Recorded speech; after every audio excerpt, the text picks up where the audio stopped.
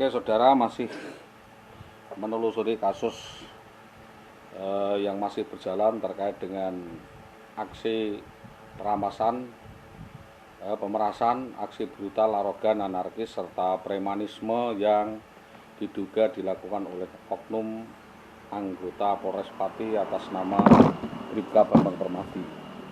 Dalam hal ini ibarat wedang guling atau gelas pecah. Kasus ini mungkin tidak akan bisa disambung lagi karena sudah menjadi fakta.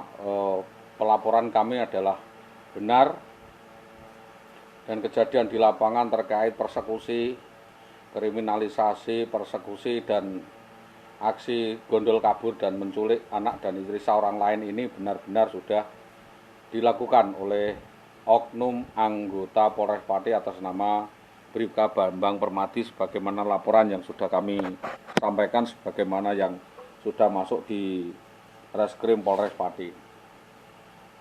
Kenapa hal ini saya sampaikan? Karena urgensi permasalahan ini akan berkembang dan jelas sudah berkembang kemana-mana. Siapapun, apapun motifnya, mens reanya kasus ini harus dibongkar, kasus ini harus diungkap.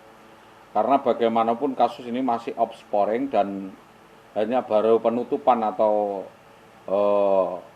ditutup-tutupi di Polres Pati karena pelapornya dianggap tidak kuasa atau tidak mampu atau 404. Ini tidak benar karena kemampuan kami memang sebesar itu. Nyali kami untuk menegakkan keadilan sebesar itu dan kami membutuhkan keseriusan, objektivitas para pihak, terutama adalah APH, agar supaya mengungkap kasus ini selebar-lebarnya. Siapapun otak dan dalangnya, siapapun yang menikmati hasil dari kejahatan yang dilakukan oleh Indah Wayu Widiawati dan Bambang Permadi tersebut. Karena apa?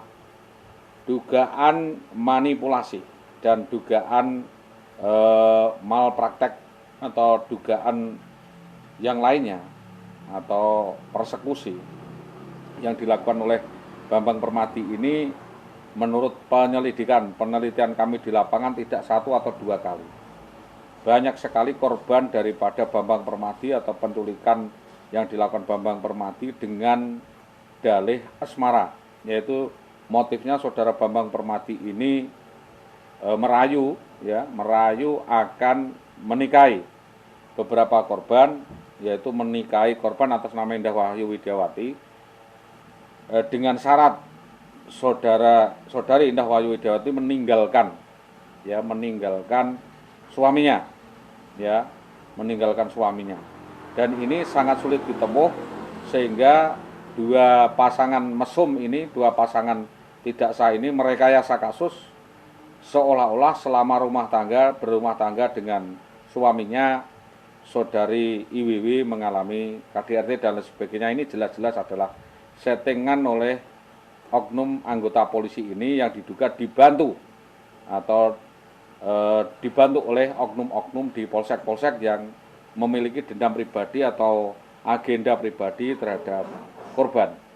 Maka dari itu, dari penelusuran yang sekian lama yang kita laporkan sejak tahun 2013, karena baru mengetahui bahwa itu adalah suatu perkara, maka korban berharap kepada Mabes Polri, Bapak Kapolri mengambil alih kasus ini karena saling lempar kewenangan di mana Polsek Winong merasa tidak ada permasalahan apapun, Polsek Gabus tidak ada yang lapor, dan di Polsek Tambak Romo tidak mengetahui kejadian itu seperti ini.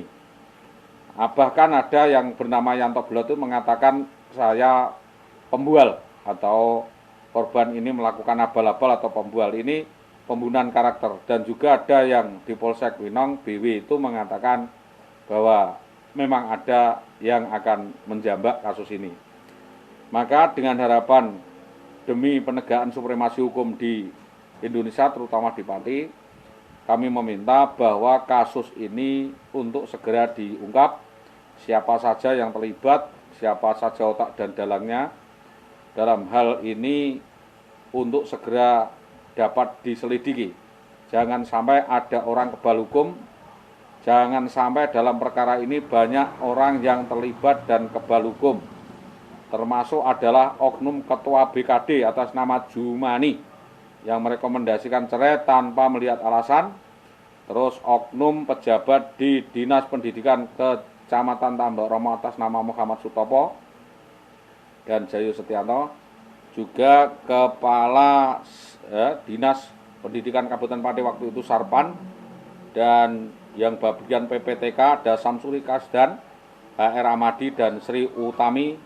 Ya, Bu Utami itu harus diteliti, dimintai keterangan lagi apa motif daripada kejadian ini.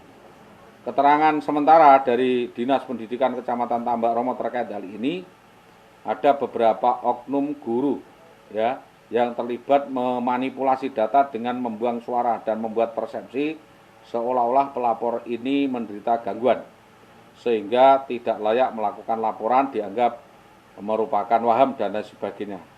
Kami sangat menyayangkan karena apa?